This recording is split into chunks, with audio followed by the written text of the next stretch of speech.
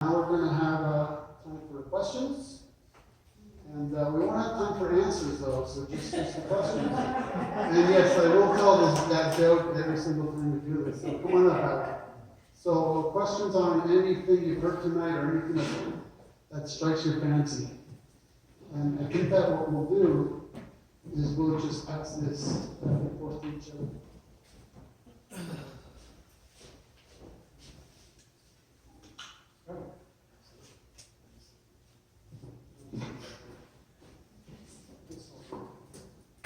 Yes, who's first?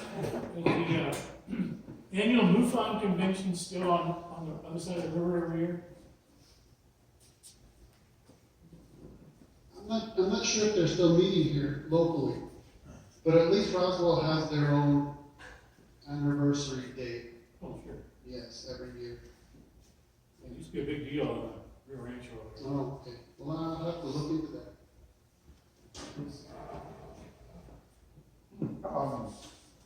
So a comment, back, in the early part of the last century, the things that we're doing today really do seem like science fiction. And I'm just wondering if in either your writing or your investigation, if you've addressed the fact that, a person born in 1900 or 1910, by the time the 50s came along, the world was really turned upside down, and you could, I can imagine that somebody who is not a real sophisticated person might have a little bit of a hard time ferreting out, reality from science fiction.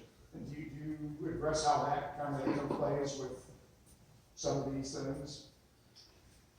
I think you're very right. I listened to a talk here locally from a gentleman who researched the issue of the chupacabra. Okay, it's a cryptozoological creature, right? It's supposed to. I don't want to get too far into that. My only point was that he tracked it down to 3 different categories, right? There's the North American chupacabra, which is basically any canine that suffers from mange or something like that, where it lives in its fur. And then there's the category where anything you just don't recognize, hey, it's some kind of thing, I don't know, call it chupacabra, just like UFO, you just call it that.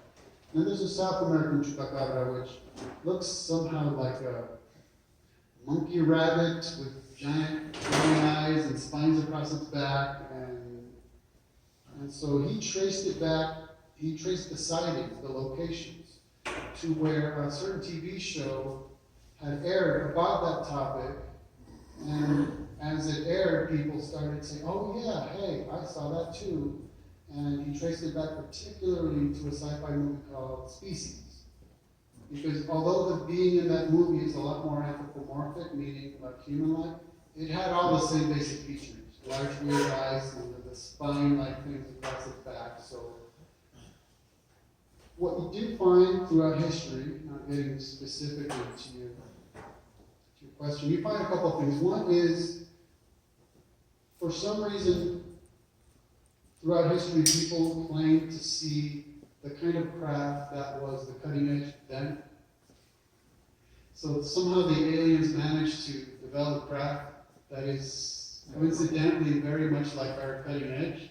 So maybe in the late 1800s, it was the ghost ships, it was more like dirigibles, kind of like a Zeppelin. And like we saw, we kind of found a perfect example. We see this flying wing, then we see the stealth. And also the claims of the aliens, very much the same. We're from a planet within your solar system. Well, when we investigate our solar system, we know they didn't come from that. Actually, we're from farther away. Actually, we're from across the universe. Actually, we're from another universe. So they keep getting further and further away as our knowledge expands. You see what I mean? So yeah, there's a very close relationship between what we know of as cutting edge and also those things that are talking to us, right? Think about War of the Worlds.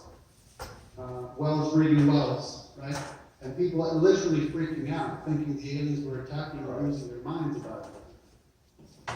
I'll just add that the time travel is a way to kind of go back and forth and rewrite history. And as you know, even in our culture, we're trying to rewrite history.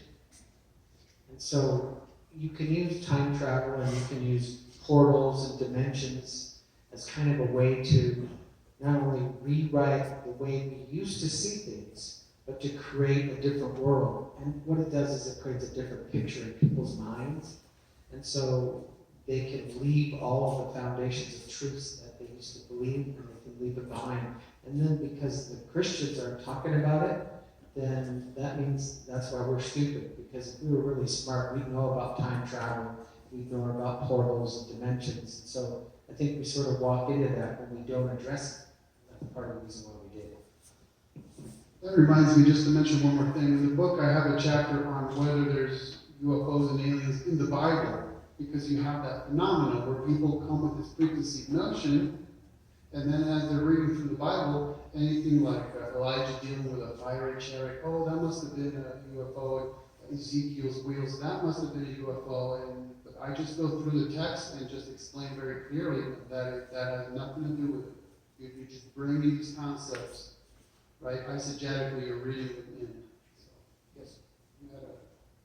Oh, well, I guess you've kind of answered something, but I know that your talks cannot possibly cover what your books all have, but in your book, is it more just you stating out, these are my findings, or did you come to some kind of conclusion yourself about what these aliens were? I know obviously you believe a lot of it's a hoax, but do you have some kind of personal idea about something that's real out there? Is there really something being experienced, or is it all just 100% explainable hoax? I probably have 5 different views, and I'm not even sure what 2 of those are. So I'd say, for one, the issue with the categorization of phenomena that I began with, that alone tells me there'll never be an alien UFO theory of everything. You'll need an overarching theory of everything, like the Vice theory of everything. Because if you say, well, I can explain, oh, they're just seeing secret government military craft, well then, what does that have to do with orbs or morphing shapes? So, well then you need to talk about that, and then you need to talk about aliens. You're not going to have a way to encapsulate all of that, because the phenomenon is so varied, it's so extremely different. So the main things in my mind are, maybe 3 things for real. Part of it is government and military. All of us know that there's secret technology. That's not difficult. There's no question about it. Okay. Then there's the aspect of the occult. To me, that's absolutely enormous. And like I said, you can't get away from it. And it manifests itself almost everywhere you look in these situations, in one way or another. And then there might be a combination of those. Again, this gets really abstract and out there and weird, but perhaps there's some kind of relationship between our government, the military, and local forces. But that is definitely more of, like I said, abstract kind of view on it. Yeah, but I would definitely start with occultism, because you can't get away from it. And then the military government stuff, that's really easy, because everybody knows that.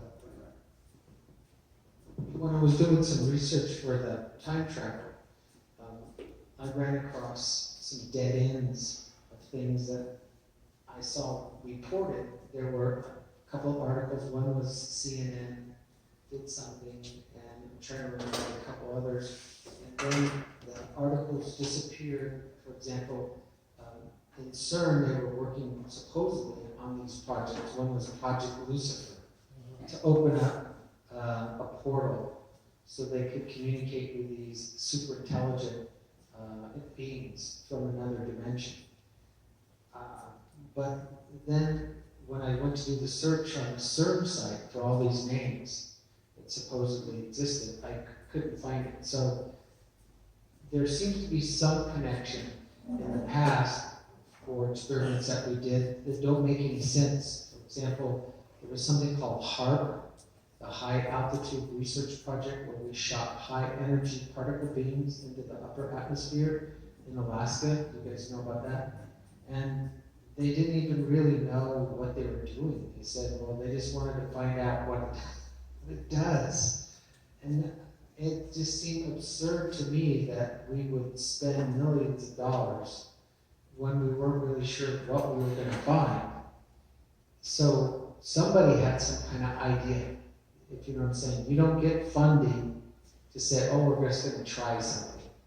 Somebody had a specific idea of what they were looking for, and at some point, either they found it or they didn't find it, and they stopped. And part of what I also found was there seemed to be a lot of atmospheric anomalies that occurred when the Harper project was functioning, and it had a lot of adverse effects.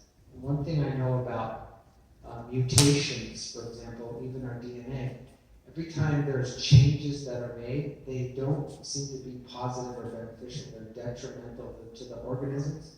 Remember, I told you about science and computers and the Bible and trying to match everything up. It looks like every time man does something that he is not willing to tell you what he's doing up front, that it doesn't always turn out very well. So there's been some concerns that maybe things in CERN could be dangerous. In my movie, I say they open up a black hole as a way to explain how the universal programmer comes back into the program. But there's a lot of strange things that even the phenomena of the giants, and he talks about that, the Nephilim and things like that, that you find information and then it stops. So when that happens, I just stop, because then I say, I don't know. You know what I'm saying? I research it and then there's a dead end. I'm not going to speculate on that, but I do try to keep it in my worldview, a parallel of how it works out, and that is that anytime you're doing something that you really don't know what you're doing, it's kind of the same thing as a teenager who's mischievous. It usually ends up with no good. We'll have to check the Wayback Machine for those articles, by the way.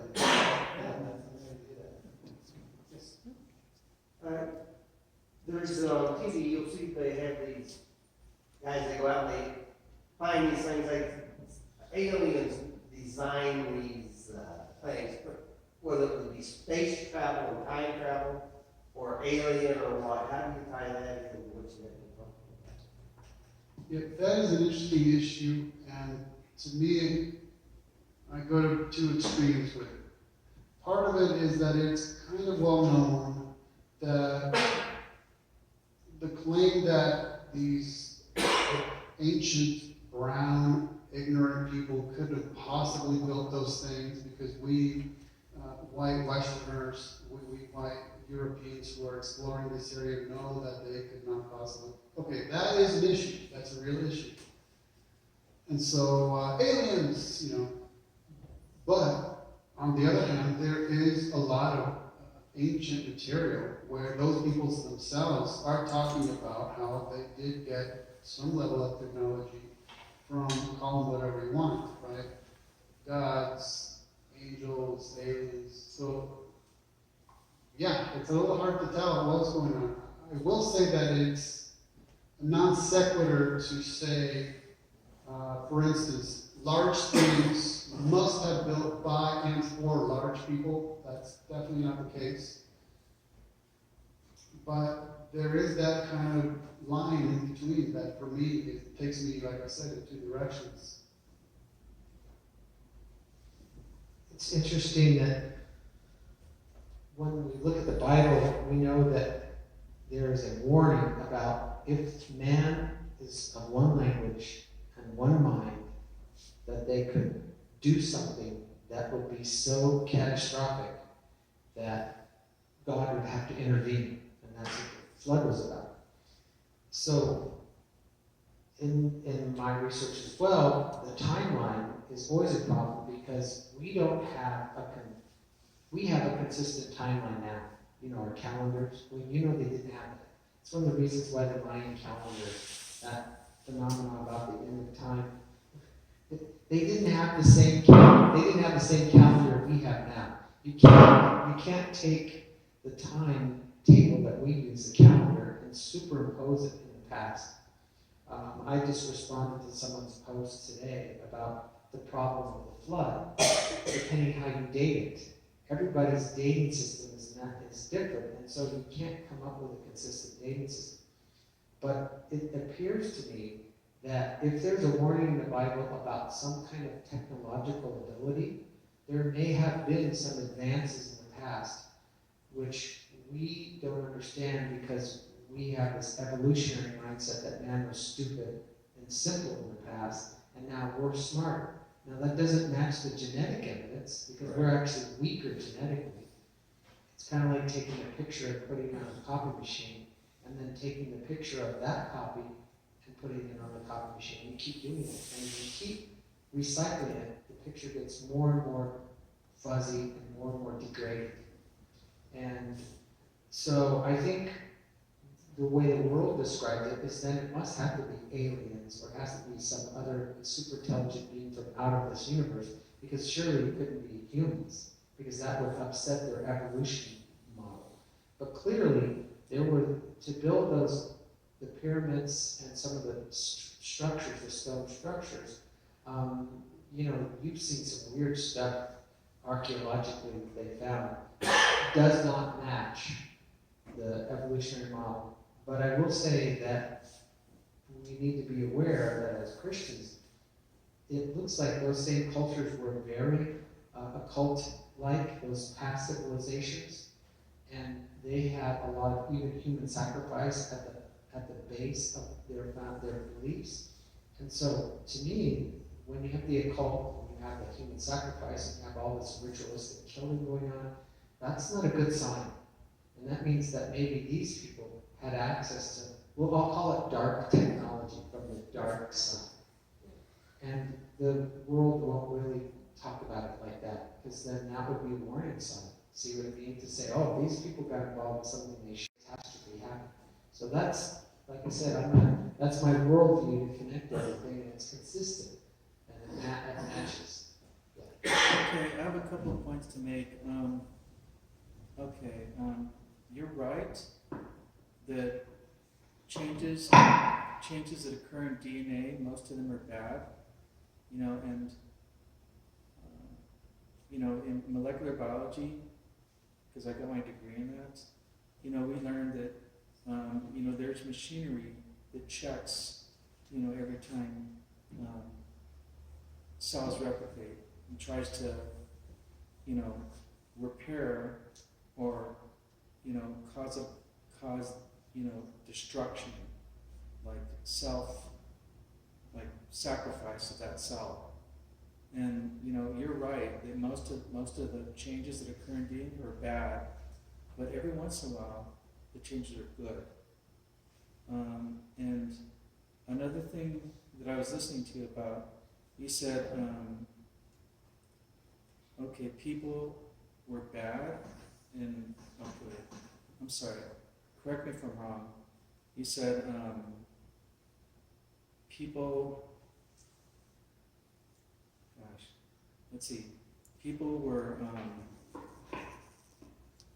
are weaker now? Is that what you're saying? Yeah, genetically, I would say that like our lifespans have been enhanced by medicine, Yeah. by our living styles, Yeah. our awareness of what good foods, what to eat, what not to eat. But as far as what I can understand, the environmental variables, we are far less exposed to nature than what appears to be in the past. We live in a very sheltered environment, very protected. The technology that we have today gives us advantages that apparently there's a span of time and gap between what happened in the past, those advances that happened, whether they're the Egyptians or the Mayans or some of the other cultures. Between then and now, man, it seems like every time that there's some technological advancement, when the global flood occurred, then man went into the dark ages almost again and had to start over again. And it's funny because the Bible says, "If like it, as in the days of Noah, so shall it be when the Son of Man returns." The possibility existed that they were messing with things, even genetic things. There's a Bible verse, the verse that says, "When the sons of God looked upon the daughters of men, saw they were fair and had relations with them, and that's where the giants of old came from, and the idea that the world was so corrupted, and it could be genetically as well, is morally, physically, that it had to be destroyed, and then it had to be, and now it's building itself back up again. So as it was back then, now it's starting to occur the same way. Okay. And so that was my parallel, to try to create this consistency between what happened in the past and why the world was destroyed, and why the world may need to be ended again. Yeah, and one last thing you mentioned was that, correct me if I'm wrong, but you mentioned that there was a lot more brutality and killing in the past. It's much worse now. We have weapons that are way worse than in the past. Yeah, no, I don't have any statistics for what the fatality rates and mortality rates, but what we have were preserved in archaeological findings, like in the Mayan culture, we see those entire temples that are the pyramids are there for in instances of the carvings that are on there, the hieroglyphics that we see, a lot of occultish human sacrifice. The feeling I get, and I'm just, now this is an opinion, see, because I can't go in the past and I can't see how the whole world was. Aren't there human sacrifices now in Syria and other places? Oh, well, no, there's obviously that we have better weapons than now. But it appears to be looking at the past. The way I see it, they look like scary civilization to me. When I look at the stuff that I see in Egypt, and I see the advanced cultures, the Mayan cultures, and I see some of these other advanced, I see that technology seems to be associated with the occult, and it seems to be associated with a lot of human sacrifice. So I don't see the human sacrifice now to the same extent. I see killing, but I don't see rounding up a bunch of people and saying, do this to appease the gods, because we don't have that kind of mentality. Now, you could make a parallel, and you could say that abortion is very similar. And so, as it was in the days of Noah, so shall it be in the Son of Man. I'm only trying to create the parallel between the past and the present. That's my purpose. Any more questions? While you think, and it is almost 9, and I thought to put a little emphasis on the issue of occultism. He just talked about it, and when I've been talking about it, it occurred to me I should mention something I point out in the book, and I'll do it really quickly, which is when you consider the supposed messages from supposed aliens that we've gotten through the decades, and when you cut through all the fluff and puff, and there's a ton of fluff and puff, because for some reason aliens speak in New Age terms, they really have 3 main messages for us. And it's a perfect example of misinformation or disinformation in that it's a lie wrapped in truth. Okay, so they'll say, well, you humans are fighting each other constantly over politics, governments, nation to nation. Of course, true, no problem, got it. Yeah, you humans are polluting the planet, you're destroying the earth. Again, no question, got it. I agree with you on that. And you humans are fighting each other over religion, theology. No question. Again, I agree with all 3, no problem whatsoever. But my problem is their solution. So they'll say, well, you need to form a one world government and have a one world religion that worships the earth. Okay, that is plain as day, that is their main message to us. And I'm thinking, well, one world government, one world religion. Why is that exactly the goals of the Antichrist in the book of Revelation? And as far as the earth worship, the nature worship, we find that in Romans chapter 1. Once we purposefully neglect God, we start worshiping nature, right? And so why is it that the main message of aliens, no matter who they are, no matter who they talk to, no matter where they're supposedly from, it's always the same thing? And why is it exactly those highly occultic goals? And what I always go back to is the purpose of whatever I say is for humans to realize that there's something greater outside themselves. There's resources beyond this world which you see, and that requires for them to be selflessly loving others. That's what I would say is my purpose and what I think the Bible talks about. And that ultimately, this world is not our home. That this is a temporary, if you almost want to call it testing ground, to decide whether you're going to choose to trust, and you can call him the creator or the universal programmer. It doesn't matter to me. The point is that you trust someone who is outside of this dimension, who has already revealed himself. And in my book, I call the Bible the code book. So the universal programmer reveals himself using the code book to give you information to help you to trust him, so that you can pass the test to get through this virus filter, to get to the next dimension, where you can continue to selflessly love and care for one another better and more than you do for yourself. And that's the goal of what I'm sharing. And I think that's ultimately what the gospel is all about, because it's redemption. Gospel means good news. So this is good news for people, because it doesn't rely on your hard work alone. It doesn't rely on your intelligence. It doesn't rely on your ability to acquire goods and materials and talents and skills. It just requires you, even if you're a mentally retarded person, can love another person. We're all on equal on the same grounds, but we have to want redemption. And if you don't want redemption, then it's meaningless to you.